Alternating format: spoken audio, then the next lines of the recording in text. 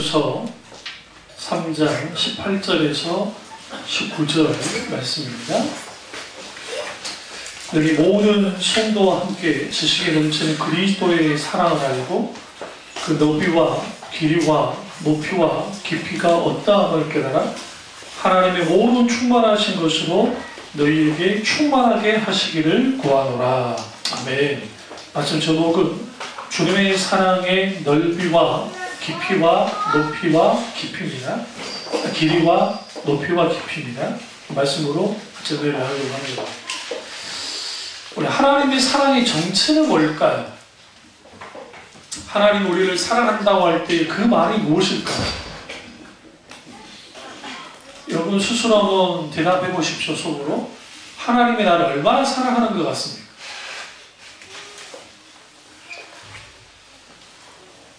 하나님이 우리를 사랑한다면 지금 우리가 살고 있는 것보다도 좀 더 잘 살고 내가 좀 머리가 좀 더 좋아서 아주 좋은 대학을 나오고 또 좋은 직장을 들어가고 또 하나님 나를 사랑하신다면 다른 사람보다 월등히 건강이 좋아서 특별히 병원 갈 일도 없고 그러면 얼마나 좋겠습니까? 근데 하나님의 사랑은 오늘 우리가 신앙생활하면서 그 깊은 사랑을 누리며 사는 사람들이 그렇게 많지 않습니다. 왜 그러냐면 그 주님의 십자가, 하나님의 사랑이 도대체 무엇인지를 모르는 사람이 너무 많습니다. 왜 그러냐면 하나님의 사랑은 사실 설명하기 힘든 사랑입니다. 첫 번째, 설명하기 힘들어요. 두 번째, 이해하기 힘들어요. 세 번째, 알기 힘들어요. 그런데 이 세 가지를 완벽하게 경험하고 알도록 하는 게 십자가의 사랑입니다. 오늘 갈보리 십자가 제250의 그 찬양에서 이 가사를 보시면 제가 왜 이 찬양의 가사를 아주 좋아하냐면 신학적인 내용을 잘 담고 있어요. 그리고 실제로 주님을 향한 사랑에 대해서 담고 있습니다. 예수님이 머리에 가시를 멸류관을 쓰고 갈보리 언덕에 오르셨어요. 그리고 수많은 조롱과 그리고 그 모든 것들을 이제 다 참아낸 것은 날량한 크신 사랑 때문이라고 이제 고백을 합니다. 그분이 채찍에 맞아 생긴 상처 위에 흐르는 주님의 보배의 피가 흐르고 그리고 죄 없이 그 어린 양이 모든 고통을 당했다는 것. 근데 왜 그러냐? 날량한 크신 사랑 때문이었다라고 해요. 그럼 왜 그렇게 주님이 우리 때문에 이런 고통을 당했어야 했는가? 사랑하기 때문이었습니다. 오늘 사도 바울이 그리스도의 사랑을 알아 라고 하면서 그 너비와 높이와 길이와 깊이를 알아야 된다라고 말합니다. 오늘날 우리가 하나님을 믿으면서 그 하나님의 놀라운 사랑을 알지 못하기 때문에 우리는 늘 뭐하며 살아가냐면 그 사랑이 뭔지를 모르고 사는 거예요. 놀라운 것은 그 하나님의 그 주님의 아픔이 찬양 보면 내 영혼을 고쳤고 주님의 보혈이 나를 정결케 했다는 거예요. 나를 살려 대신 죽임당하신 예수의 십자가, 다 표현할 수 없는 주님의 큰 은혜, 영원히 전해야 될 주의 큰 은혜, 나의 생명 다하늘까지 십자가만을 증거하겠다라고 고백합니다. 여러분 아주 이게 간단해요. 이건 그냥 나열식으로 되어 있는 거지만 그럼에도 불구하고 주님의 그 아픔이 내 영혼을 고쳤고 주님의 보혈이 나를 정결케, 나를 거룩하게 했다는 거예요. 왜요? 나를 살리려고 죽임당하신 그 예수 그리스도가 이제는 결국은 십자가의 사랑을 우리에게 보여줬고 그 보여준 그 사랑 속에 저는 뭘 보여주느냐? 내가 다 표현할 수 없는 주의 은혜 가운데 붙들리는 거예요. 이게 아주 중요합니다. 오늘은 이제 뭘 다룰 거냐면 예수님의 놀라운 사랑, 그 사랑을 다루려고 합니다. 제롬이라고 하는 교부가 있습니다. 제게도 영향을 주신 분인데 그분이 이렇게 번역을 했어요. 지금 이 말씀을 이렇게 이제 번역을 했습니다. 그리스도의 사랑의 높이는 하늘을 포용하는 사랑이요. 그리스도의 사랑의 깊이는 지옥까지도 미치는 사랑이라. 그리스도의 사랑의 길이는 모든 성도들을 포용하는 사랑이요, 그리스도의 사랑의 넓이는 모든 타락자까지도 포용하는 사랑이다 라고 했습니다. 여러분, 그리스도의 사랑의 높이는 하늘을 포용하는 사랑이라는 것은, 하늘은 하나님이 계신 곳이거든요. 그러니까 하나님이 계신 곳까지 포용하고 그 사랑의 깊이는 지옥까지도 미친다는 거예요. 그걸로 끝나지 않죠. 그 길이는 모든 성도들을 포용하는 사랑이고, 그리스도의 사랑의 넓이는 모든 타락한 자까지 포용하는 사랑이었다라고 말합니다. 십자가 위에 높이, 십자가 밑에는 깊이, 십자가 왼쪽에는 넓이, 십자가 오른쪽에는 길이에 예수님의 사랑이 있습니다. 이 부분은 사도 바울이 정확하게 말하고 있어요. 왜 이 말씀이 아주 중요하냐면, 지금 이 18절에서 중요한 게 능히라는 단어예요. 능히 모든 성도와 함께. 여기 능히라는 표현은 넉넉히라고 하잖아요. 넉넉히 모든 성도와 함께 지식이 넘치는 그리스도의 사랑을 알아라고 말합니다. 여러분, 이거는 뭡니까? 어떤 특별한 사람만이 아는 겁니까? 아니에요. 누가 아는 거예요? 모든 성도가 그리스도의 사랑을 알아야 된다는 겁니다. 어떻게 아는 겁니까? 그 너비와 길이와 높이와 깊이가 어떠함을 깨달아야 된다는 거예요. 그 은혜가 있기를 주님으로 축원합니다. 분명히 필요해요. 사도 바울이 지금 이 부분을 놓고 기도하는 거예요. 15절에 이름을 주신, 그러니까 그 이름으로 내가 하늘과 땅에 있는 각 족속에게 이름을 주신 아버지 앞에 무릎을 꿇고 만원이 비원이 기도문이에요. 여기 지금 기도하는데 뭐 하는 거예요? 되게 모든 성도와 함께 지식이 넘치는 그리스도의 사랑을 알기 원합니다 라고 기도합니다. 우리는 기독교는 이렇게 생각합니다. 뭐뭐 하라, 해라, 뭐뭐 하지 말아라 라는 그 규정을 짓는 종교라고 생각해요. 기독교의 종교가 아니지만 굳이 표현하면, 네가 봉사하고 충성하면 내가 너 사랑해 줄게, 너 뭐 해줄게, 그런 게 아닙니다. 제가 금요일 철학 때 설교했지만, 하나님이 역설적인 하나님이시고, 그 역설적인 하나님은 우리가 생각하듯이, 우리가 이해하듯이 그렇게 역사하는 하나님이 아니에요. 그러니까 미련한 자를 들어서 지혜로운 자를 부끄럽게 하시고, 뭐 약한 자를 강한 자를 이기게 하신다는 표현이, 이걸 잘못 이해해가지고 어떻게 이해하냐면, 많은 목사님들이 이렇게 설교하는 거예요. 하나님이 미련하고 약한 사람들 들어가지고 강하고 잘난 사람들을 이기도록 하신다는 거. 그 말이 아니에요. 그게 아니라 하나님께로부터 쓰임을 받는 모든 사람들은 그 사람이 지혜롭지 않든 미련하든 상관없이 하나님은 넉넉히 모든 일을 이루신다는 거예요. 하나님이.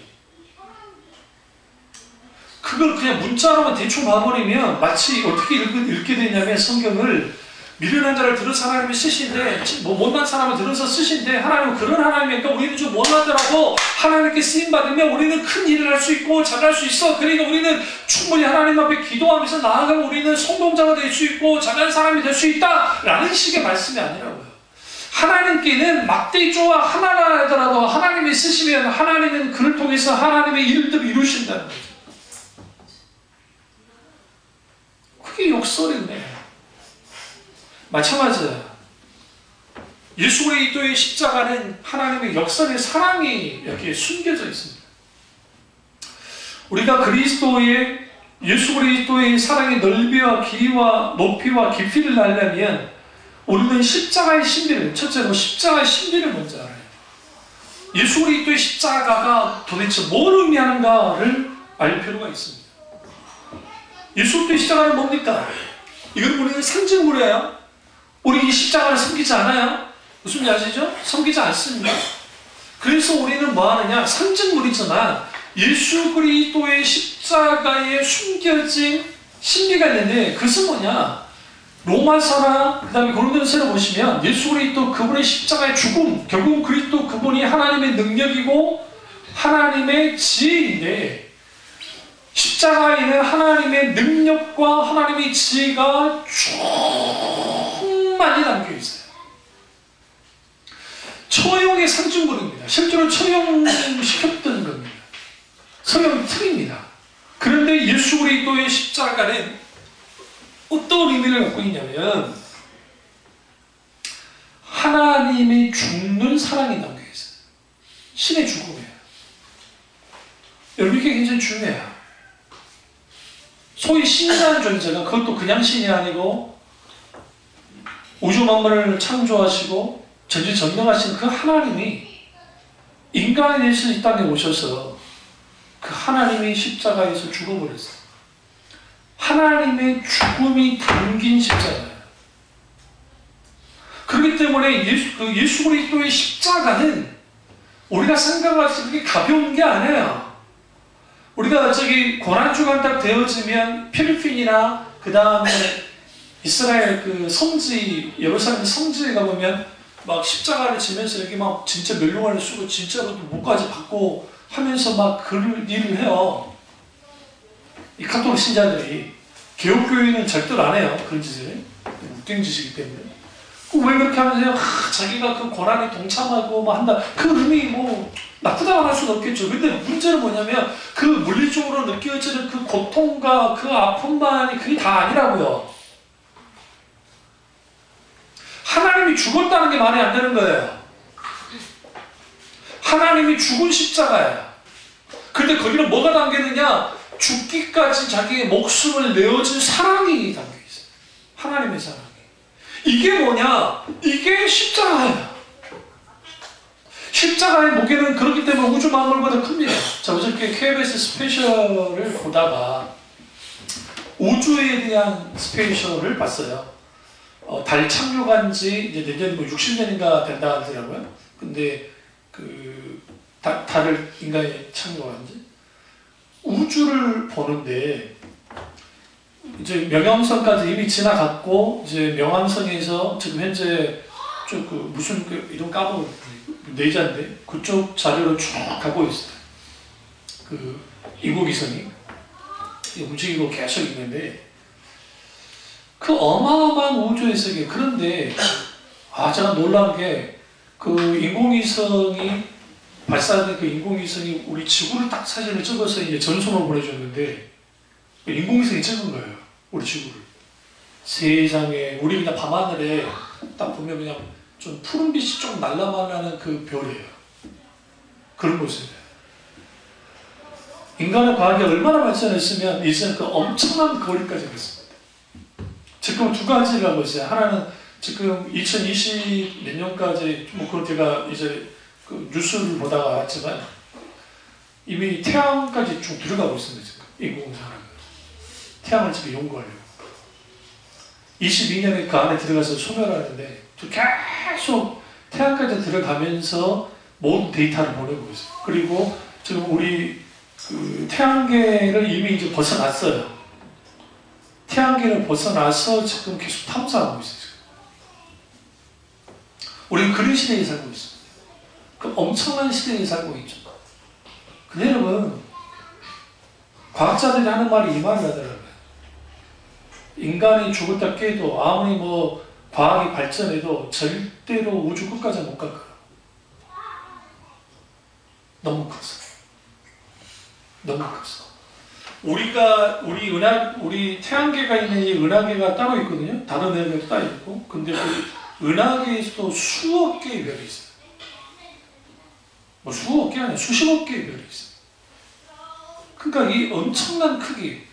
그럼 그게 여러분 소위 말하는 과학자들이 말하듯이 아무것도 없은 상태에서 갑자기 우연으로 어떤 뭔가 반응이 일어나가지고 이게 생겨났다고 생각하시는 거예요? 그게 과학으로 증명이 되나요? 아니, 아무것도 없었어요. 아무것도 없었어요. 근데 갑자기 우주가 태어났나요? 생명체가 태어났나요? 하나님이 살아계시지 않으면 창조주 하나님이신 하나님께서 살아서 역사하는 하나님이 아니면 불가능해요. 근데 그들은 자기들의 알량한 자기들의 지식을 가지고 오늘 그들을 무시하지 않습니다. 대단한 사람들이니까. 그럼에도 불구하고 그들이 알고 있는 것은 지금 오늘날의 그 우주에 대해서 뭐 물량에 대해서 아는 게 인간이 알고 있는 게 이게 0.0001%인지도 몰라요. 그러면 우리 하나님의 사랑은 어떠합니까? 우주 만물을 창조하신 하나님이에요. 지구가 우주에는 점 하나도 안 돼요. 무슨 말이냐면 우주의 크기 속에서 점 하나도 안 된다. 그렇게 작아요. 지구가. 하물며 인간은 어떠하겠어요? 근데 하나님이 그 인간을 위해서 어떻게 하셨어요? 찾아오십니다. 그리고 그분이 인간이 되셨고 그 하나님이 어떻게 했어요? 십자가에서 죽으셨어요. 그게 예수 그리스도의 십자가에 담겨있다. 그럼 그 능력은 뭐냐 도대체? 십자가의 능력은 뭐냐? 죽음을 초월한 사랑이에요. 다시 말하면 하나님의 사랑은 죽는 사랑이고 첫 번째. 두 번째는 하나님의 사랑은 죽음을 초월한 사랑이에요. 왜 그러냐면 그분이 죽으심으로 끝났으면 아무 일도 없어요. 근데 죽었는데 다시 살아나셨어요. 그 사랑이 우리를 어떻게 하느냐? 하나님의 사랑으로 끌고 들어갑니다.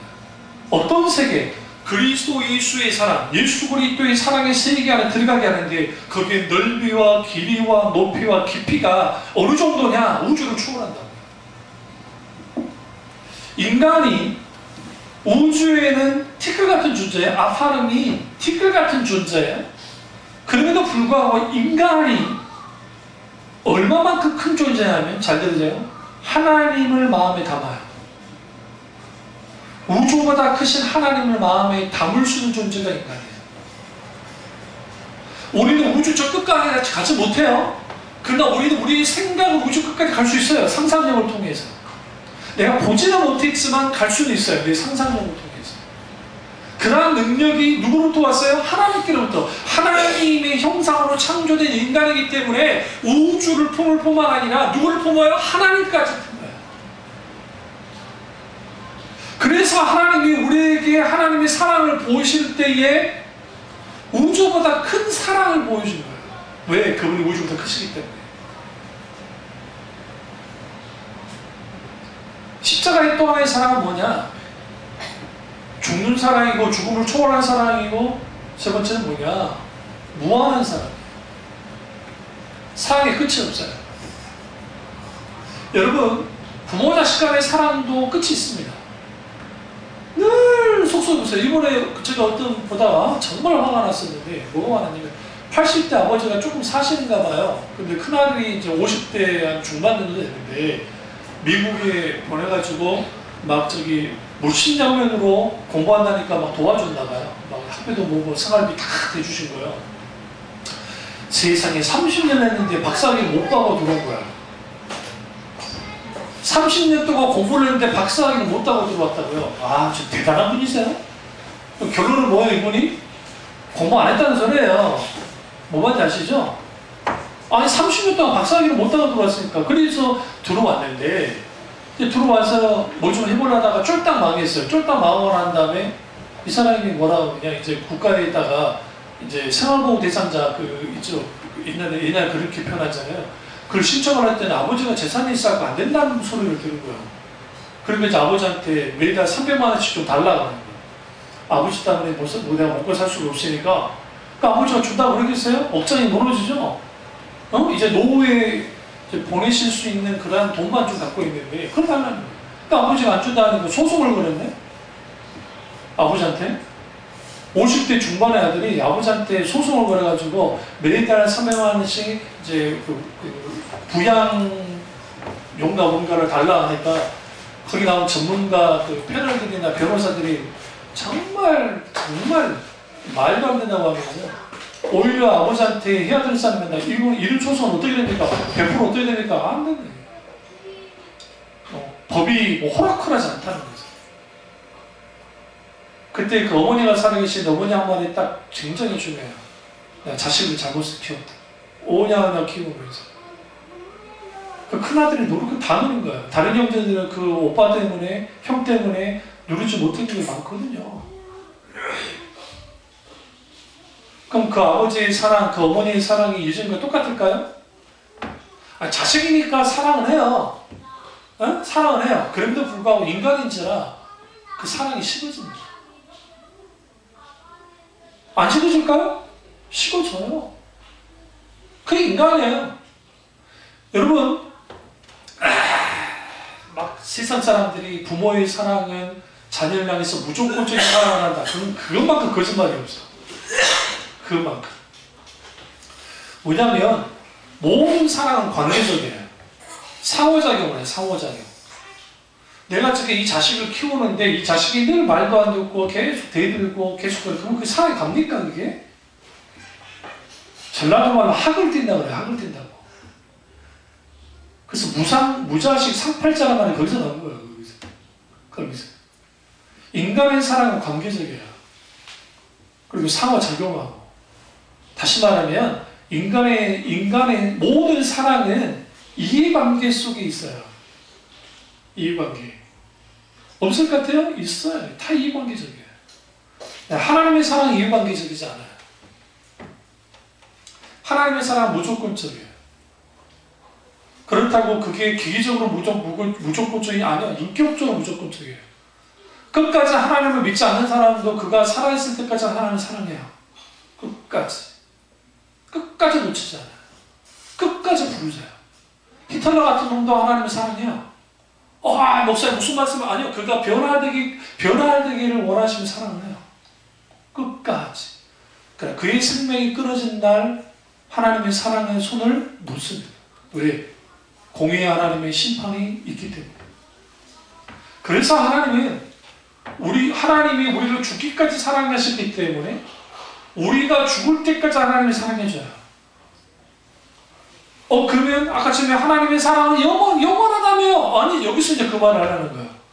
그런데 우리가 예수 그리스도를 믿고 중생을 체험하고 내가 다시 살아나는 본오게난 다시 죽었다 살아나는 영적으로 죽었다 살아나는 중생의 역사를 통해 내가 구원받았을 때 그 죽음을 경험했을 때 예수 그리스도의 십자가의 죽음을 영적으로 경험하고 난 다음에 그 죽음이 나의 죽음이 되어졌을 때 비로소 그 영원한 사랑이 우리 속에 들어오고 우리 영원의 사랑을 받으며 살아요. 그 사랑이 누구의 사랑이에요? 하나님의 사랑이에요. 그 사랑은 그리스도의 사랑이에요. 이 부분을 분명하게 우리에게 말하고 있는 겁니다. 그래서 예수님의 사랑은 우리의 지식을 초월하는 사랑이고 우리의 머리로는 다 이해할 수 없는 사랑입니다. 그러나 그럼에도 불구하고 우리는 그분의 사랑을 알아야 되고 그 사랑을 깨달아야 우리가 영적으로 자라나기 시작합니다. 점점 그분을 알기 시작할 때 그분을 더욱 사랑하게 되고 그분을 더욱더 사랑하기 시작할 때 비로소 나 자신을 알기 시작하는 거예요. 내가 어떤 존재인지. 하나님과의 사랑의 관계가 깊어지면 깊어질수록 하나님의 사랑을 더 많이 알기 시작합니다. 여러분 명심하십시오. 여러분이 영적으로 침체를 겪고 때로는 어떠한 눌림과 고통 가운데 있을 때에 어떤 사람들 가장 미련한 사람들이냐면 자기 고통에 안주하면서 자기 연문에 빠져서 자기 함정에 빠져서 자기 늪에 빠져서 호적될 뿐 하나님을 찾지 않는 사람들이에요. 우리가 영적인 침체나 눌림으로부터 빨리 벗어날 수 있는 길은 딱 하나밖에 없어요. 내가 기도할 수 없을 때 하나님께 손을 내미는 거예요. 기도하는 거예요. 내가 하나님 앞에 좀 더 가까이 가려고 몸부림치면서 울어야 돼. 다윗의 위대함이 거기 있어요. 압살롬이 아들이라는 놈이 아버지를 죽이겠다고 후투타를 일으켰습니다. 그리고 쳐들어왔습니다. 그걸로 부족합니까? 후궁들을 겁탈합니다. 그 아들이라는 놈이. 그리고 난 다음에 뭐합니까? 아버지를 진짜 죽이겠다고 잡아 죽이겠다고 계속 공격해 들어왔습니다. 얼마나 업장이 무너지겠어요. 성경에 보시면 다윗이 가장 사랑하는 아들이 솔로몬일 것 같습니까? 아니에요. 압살롬이었어요. 성경에 보시면 압살롬을 가장 사랑했어요. 가장 사랑하는 아들이 아버지에게 칼을 댔습니다. 칼을 들이밀었다. 그때 성경에 어떻게 나옵니까? 하나님 앞에 울기 시작합니다. 하나님 나를 불쌍하게 해주옵소서. 내가 네게로 가겠습니까? 하나님이 나를 붙들어 주지 않으시면 나와 함께 하지 않으면 내가 어떻게 하겠습니까? 여호와여 나를 지켜보소서. 여호와여 내 마음을 통촉하시고 내가 어디로 가든지 주님이 함께 하셔서 그가 그렇게 부르짖어요. 부르짖고 부르짖고 부르짖습니다. 놀라운 것은 다윗은 넘어질 때는 확실하게 넘어지지만 일어설 때도 금방 일어납니다. 그 이유가 있어요. 그가 잘났기 때문에 그 영적으로 대단하게 그가 안 해요. 무슨 일이 있을 때 무조건 주님 앞에 어떻게 해요? 주님의 그늘 아래 들어가요. 그리고 주님께 우는 거예요. 부르시는 거예요. 그 사람이 지혜로운 사람. 그러니까 우리 권사님 그 위의 세대, 그러니까 권사님 어머니 세대의 그러니까 대부분 다 돌아가셨겠죠. 이제 연세들이 뭐 거의 100세 다 넘어가실 테니까. 근데 그때 그 예수를 믿었던 그 어르신들이 다 그러니까 조선 왕조 말기에 태어나셔서 일제치하를 고스란히 몸으로 이제 겪고 그 다음에 6.25 전쟁까지 겪었던 세대시잖아요. 그것도 이제 나이 있을 때. 그러니까 그분 세대들 할 수 있는 게 없어요. 힘없는 민족 아닙니까, 우리 민족이. 그러니까 그분들이 어떤 일이나 문제가 있을 때 늘 한 게 뭐예요? 주님께 나가는 거예요. 우는 거예요. 옛날에 그 보험성가 중에 있어요. 우 찬송가 있네. 울어도 못하네 눈물 많이 흘려도 복음 어쩌면 예수님에 대한 그런 막 그 사랑인데 그거 왜 안 돼요? 그게 지혜로운 거예요. 그 시대의 분들은 의지할 게 하나도 없으니까 하나님만 의지했어요. 근데 오늘날의 사람들 의지할 게 너무 많아요. 아프면 의사 의지하면 되냐? 그러잖아요. 내가 좀 돈이 부족하면 은행 어쨌든 은행 의지하면 되잖아요. 그렇지 않나요? 뭔가 내가 있으면 뭐가 하면 내가 뭔가 의지할 곳이 있어요. 다시 말하면 비빌 언덕이 있다고요. 근데 그 시대의 분들은 비빌 언덕이 없어요. 극소수의 사람들 빼놓고. 그러니까 주님께만 비비는 거예요. 근데 공통적인 현상이 뭐가 있어요? 제가 어렸을 때 본 게 그때 당시 제가 이제 7, 8살 때인데 그 기억이 생생하게 어머니가 꼭 나를 데리고 다니면서 구역 예배를 데리고 다녔어요. 왜 데리고 다녔겠어요? 착해서. 안 믿으시네? 저는 안 떠들어요. 어릴 때부터. 그냥 가만히 그냥 있으면 그 장난감 짱 하나 주면 그냥 그걸 갖고 놀지 막 그게 막 떼쓰고 막 그런 게 아예 없어요. 저 같은 경우는. 광주 암흑의 목사는 달라요. 그게 난리가 나요. 우리 허니 같은 스타일이었기 때문에. 그러니까 그럼 제가 가만히 있어요. 그러면 이제 노무사님 그때나 80년대 예전에 그 어르신들은 대부분이 한복을 입고 그러고 계세요. 그게 편하셨나 봐. 그럼 한복을 입고 있으면 이제 같이 가요. 그러면 이제 예배를 드린단 말이에요. 눈물바다가 나요. 갈 때마다. 그러니까 노 권사님들이 계시는 곳만 가면 다 눈물바다가 돼요. 특별히 무슨 이유가 있어서가 아니라 그 구역장이 울고 권사님 울고 막 기도하다 보면 거기에 막 그러면 이제 사연 없는 사람들이 없어. 그냥 우리 시대에 아버지들은 다 밥상 던지는 게 그걸 일이니까 아버지들이. 그러니까 이제 그 한마는 우리 어머니 우리 권사님 세대의 분들이 이제 그때는 젊은 세대들이지. 그러니까 이제 그거 한마디 딱 던지면 너가 나는 거야. 막 목사님의 100마디 말보다 오랫동안 신앙생활하고 인생을 살았던 권사님의 한마디 말이 굉장히 우는 거야. 그럼 나도 모르고 이제 우는 척 하는 거지. 이런데 보는 거야. 그리고 다 울고 난 다음에 좋은 게 뭐냐면 고구마를 쪼고 막 그런 그냥 나눠 먹는단 말이야. 그렇게 먹는 재미가 있어. 그때 그 권사님들만 다 똑같아. 하나님밖에 더 있게. 울어라. 하나님 앞에 울어라. 울더라도. 사람 앞에 울 필요 없다. 하나님 앞에 울어라. 여러분 그 고난 가운데 힘들고 어려울 때 영적 침체에 빠지는 거 그건 무조건 나쁜 거 아니에요. 없는 게 좋겠지만 그때 하나님의 사랑을 충만히 느낄 수 있는 기회가 돼요. 오늘 이걸 간과해. 그래서 너무 쉽게 목사님들이 어떤 교인이 시험 들었다, 영적 어렵다면 가서 그냥 도와줘 버려요. 저는 알면서 일부러 내버려놔요. 그러니까 나 같은 목사, 나쁜 목사 같이 보이죠? 그렇지 않아요. 그 이유가 있어요. 도와줘야죠. 그런데 중요한 건 뭐냐면 뭐 상담도 하고 해줘야죠. 그러나 그 깊은 바닥에서 하나님을 다시 만나야 돼요. 왜? 하나님이 다루고 있는 줄 모르기 때문에. 그 사람을 다루려고 하는 건지 모르기 때문에. 어떤 목사들을 선호합니까? 어떤 있으면 교인들은 문제가 있고 하면은 쭈루루 전화해가지고 진짜 이거 힘들다며 이렇게 하는데 알아 그만 와라 내가 더 기도하고 그것도 필요해요. 나쁘지 않아요. 위로 필요하죠. 그러나 그런 걸 하려면 먼저 하나님의 의중과 뜻을 물어야 돼요. 하나님이 지금 뭘 하기 원하시는지, 위로하기 원하시는지, 기다려주기 원하시는지. 저한테는 그렇게 기도합니다. 기다려주기 원하면 좀 기다려요. 위로하기 원하시면 위로하고.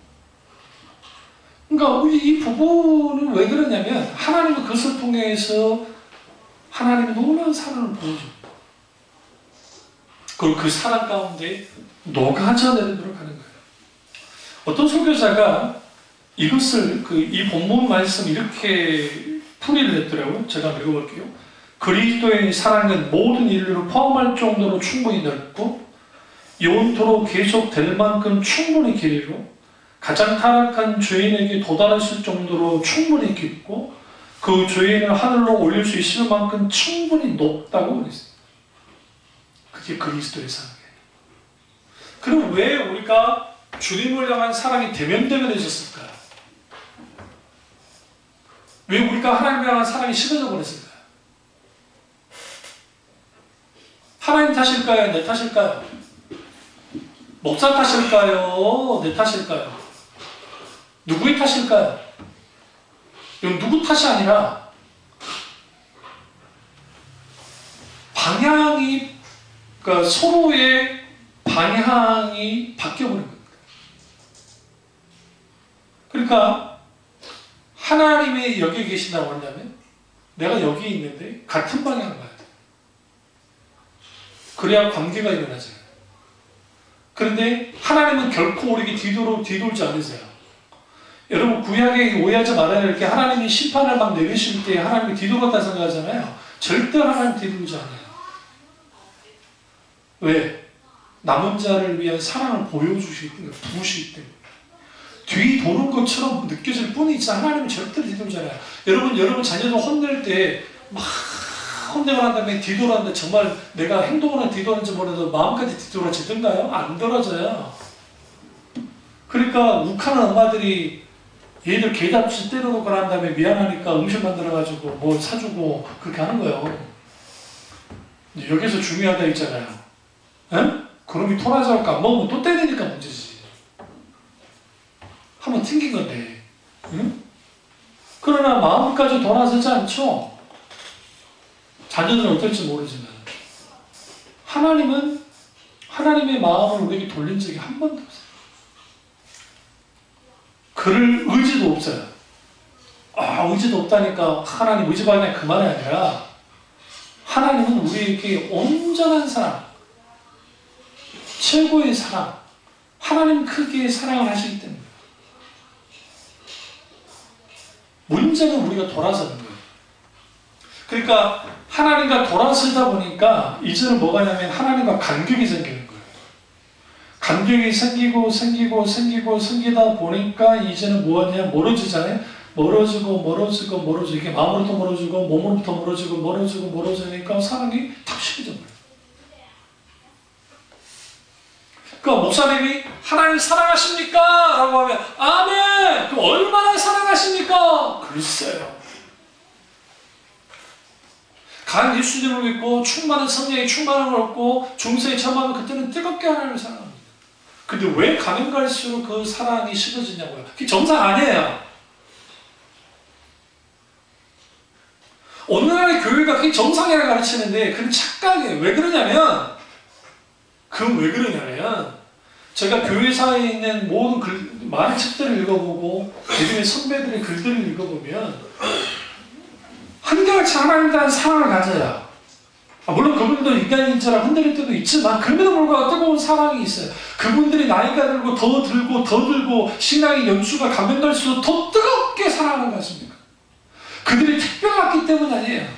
청교도들이 그래 있고 경건주의자들이 그래 있고 많은 하나님의 사람들이 그랬어요. 근데 그게 가능했던 이유는 뭘까요? 하나님과 나 사이의 거리 조정이에요. 거리 조정이에요. 내가 하나님도 내게 가까이 오시지만 나도 하나님께로 가까이 가야 돼요. 여러분 어렸을 때 자석 가지고 마태 자석 가지고 막 논 적 있잖아요. N극과 N극이 계속하면 뭐합니까? 밀어내죠.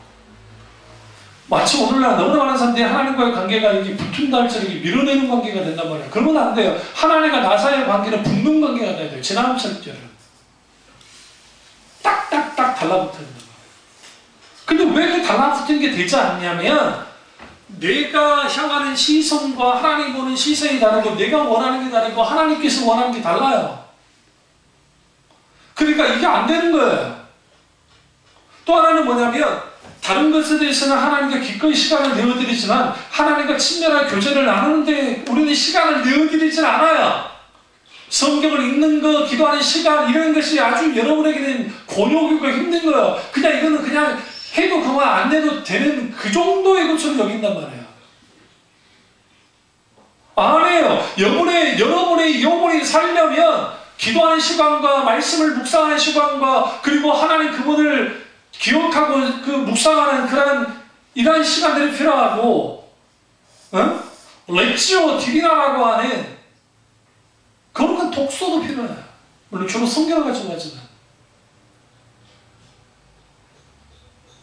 그런 게 전혀 없는 사람들이 아주 시스템이 좋고 아주 큰 교회에 아주 박사학위까지 받은 목사들과 또 해외 유학을 갔다 온 부목사들과 그리고 수많은 프로그램, 그럴싸한 프로그램을 만들어내서 아니면 외국 프로그램을 번역해서 가지고 와서 그걸 가지고 프로그램을 벌려서 그 프로그램에 참여해가지고 마음이 나는 뭔가 되는 사람같이 막 여겨주고 막 대단할 것 같이 그런 느낌을 갖는데 그런다고 해서 하나님에 대한 사랑이 깊어지고 뭔가 달라지지 않아요. 그 필요 없다는 거 아니에요. 그거 아주 좋은 교육이에요. 그러나 그건 교육일 뿐이에요.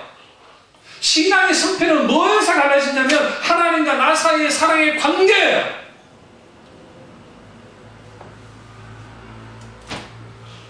하나님의 사랑을 받고 싶다면 우리는 뭐 해야 되느냐? 하나님과 사랑의 교제를 나눠야 돼요. 어떻게 깊이 나눠야 돼요? 어떻게 넓게 나눠야 돼요? 어떻게 길게 나눠야 돼요? 어떻게 높이 나눠야 된단 말이에요. 그게 가능하려면 성령이 우리 가운데 역사하셔서 성령이 조명 가운데 그 놀라운 은혜가 있어요. 사도 바울은 뭐라고 합니까? 예수님의 사랑은 모든 성도와 함께 가야 하는 것이다 라고 하죠. 근데 재미있는 표현이 하나님의 사랑을 측량할 수 있는 사랑처럼 표현했다는 거예요. 이게 이제 19절에 넓이와 길이와 높이와 깊이라는 표현을 쓰는 거예요. 이게 일종의 이제 이게 제가 말씀드렸죠. 언어 유해야. 의도적으로. 인간들이 이해할 수 있도록. 하나님의 사랑은 그 길을 잴 수 없을 만큼 길고 하나님의 사랑은 그 높이를 잴 수 없을 만큼 높고 하나님의 사랑은 그 깊이를 측량할 수 없을 만큼 깊고 하나님의 사랑은 이런 사랑이라는 거죠. 그 사랑이 우리 가운데 있을 때 인간의 머리로 측량할 수 없는 그 하나님의 사랑을 맛보기 시작하고 알기 시작할 때 하나님의 사랑의 크기를 뭐 할 수 있어요? 조금이지만 좀 선명하진 않지만 흐리게라도 맛보고 볼 수가 있게 되죠. 그 사랑이 우리를 살립니다. 그 사랑이 다른 사람을 살립니다. 그 사랑이 우리 민족을 살립니다. 나중 목사님 책 가운데 신학 공부 나는 이렇게 했었다라는 책에서 그 목회자 소명에 대한 길을 쭉 썼어요. 근데 목회자 소명에서 가장 중요한 게 뭘까 할 때 하나님에 대한 사랑이에요. 그러니까 이런 분들이 있어요. 저 동료들 중에서도 하나님께 특별한 사명을 받고 소명을 받고 왔다 하는 친구들이 있습니다. 그 친구들 중에 넘어지는 분들 꽤 많아요. 저 같은 경우에는 목사가 하기 싫었던 사람이에요. 꾀져져 해가지고. 목사 무슨 말입니까? 옛날 목사님들 그 신방 가는 거 보셨어요? 뭐 기승이에요? 오라베도 아니고. 목사님들이 가지고 다니는 그 가방이 옛날에는 괜찮은데 요즘에는 그 일수 쭈고 다니는 그 종폭들이 이런 거 같은 거 입고 다니세요. 목사님들이. 잘 기억나세요? 요즘 가방에 그 차 끌고 가는 그린단 말이에요. 그러면 그게 쪼로로 권사님들하고 구역장하고 이제 그리고 다녀. 그럼 이제 앞에 목사님 가시고 구르고 다녀요. 예? 마초인 저 같은 사람이 싫어한다 그런 거. 그 내가 신방은 안 해 그래서 여러분들이. 농담이에요. 교인이 없으니까 뭐 별로 없으니까 신방 못하는 거지. 그러니까 그러고 다니는 게 나는 그게 진짜 꼴보기 싫어. 어릴 때부터. 그리고 목사님들이 물론 우리 교회 목사님 먼저 그나마 큰 교회 목사님이었으니까 생활하는 불편함이 없었고 그 시대에 아파트에도 사시고 하셨으니까 여수에서 처음 아파트 생겼을 때 들어가서 입주해서 들어가서 사셨으니까 뭐 동국제 뭐 있겠어요. 그리고 사모님이 광주에서 세 손가락 안에 드는 그 부자의 따님이셨으니까 뭐 그게 뭐 돈 문제는 별로 없었죠. 근데 늘 사모님하고 목사님이 싸우는 거예요. 싸우는 게 주변에 있어요. 그리고 그것보다도 이제 전도사님들, 그 다음에 부목사님들 사는 게 그나마 우리 교회에 있는 목사님 괜찮아요. 주위에 있는 목사님들, 그리고 내 이제 우리 친척 목사님, 고모부가 목사님이고, 우리 어머니 이종 사촌 오빠가 목사님이고, 그 아들이 또 목사고, 또 기타 등등 거기에 목회자들 꽤 많단 말이에요. 근데 너무 힘들게 잤어요. 어렸을 때 우리 고모가 구리에서 목회하실 텐데, 고모가 구리가 지금 구리하니까 뭐 그렇지만 그 기차 타고 가도요. 그때 뭐가 있어요. 그 비둘기호 타고 가는 거예요. 내가 아주 어렸을 때니까. 비싸잖아요. 그러면 여수에서부터 구리까지 지금 생각하면 별 거리도 아닌데 이거 타고 쭉 가는 거예요.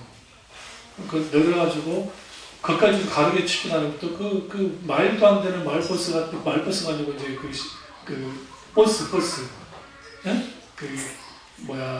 하루에 한 2번 왔다 갔다 하는 거, 2-3번 왔다 갔다 하는 거, 그거 어떻게 쭉 타가지고 그럼 이제 고모 그 목회하는 것까지 가요. 그럼 그 이제 종탑도 있고, 지금 내 생각하는 게 나보다 이제 쌍둥이 누나가 나보다 한 살 많은 누나 2명 있었고 남자들 2개가 있었는데 나보다 어린 애들 있었는데 다 꾀져지 않은 거예요. 꾀져지 않은 거예요. 우리 집이 좀 살긴 했지만 그 우리 어머니가 뭐 하느냐, 우리 형 옷부터 시작해 내 옷, 그리고 그 다음에 돈, 그러니까 그리고 뭐 좀 필요한 거 다 필요한 다 바리바리 싸가지고 그 들고 가는 거. 오빠라는 사람을 챙기지 않죠. 어머니를 챙겼으니까. 그러니까 그걸 다 갖다 주면 그렇게 고모가 울어요. 어머니는. 그 이제 부모님 어릴 때 다 돌아가셨으니까. 그럼 뭐 하겠어요? 이런 이야기 저런 이야기 하지만 같이 울면서 기도하는 거예요. 그리고 올 때 몰래 돈 주면 또 안 받는다 막 그런 또 난리 치니까 몰래 어머니가 거기다가 꽂아놓고 오는 거예요. 그때 내가 결심했어요. 나 목사 같은 거 하라며. 어릴 때. 그뿐인가요? 뭐 교회 그 주위에 보면 막 그 이전에 말해서 나무상자에 해가지고 막 목회하는 목사님들, 제가 어리긴 했지만 막 정말 우리 교회가 돕는 교회들이 있었거든요. 그러면 그 본향에 가게 돼. 그러면 거기 형편이 말이 아니에요. 그러니까 내가 그런 목사 뭐 하는 거야? 결정적인 것은 뭐냐면 말들이 많아, 교회들. 교회가 좀 교사가 있으니까 또 시장통 있는 교회이기 때문에 사람들 수준이 좀 낮아요. 미안하게서. 내 몸교회가. 시장통, 그리고 앞에 있는 직장촌, 몸 파는 여자들이 있는 데가 있었고. 그러니까 환경이 별로 좋진 않아요. 거기에서 나오는 교인들이 얼마나 하겠어요?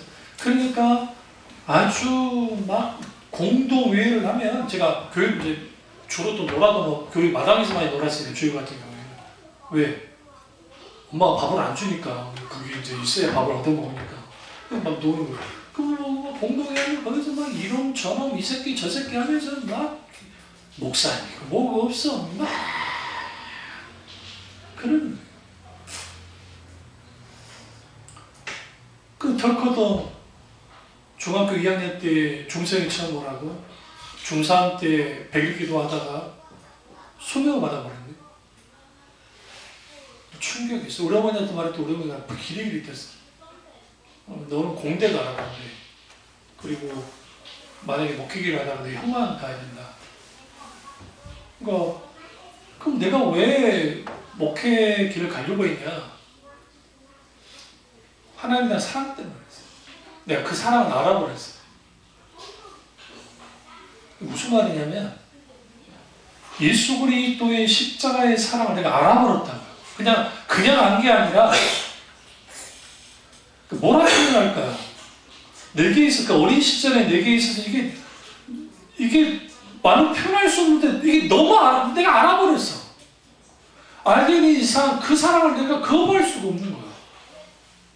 거기에 있다가 소명까지 받아버렸네. 제 꿈은 대학 교수를 하든지 아니면 제 꿈은 뭐 각색을 하나 그릇을 아니면 뭘 하든지 뭐 그런 사람이 되고 싶었던 사람. 아니면 영화 감독이 됐을지도 모르지.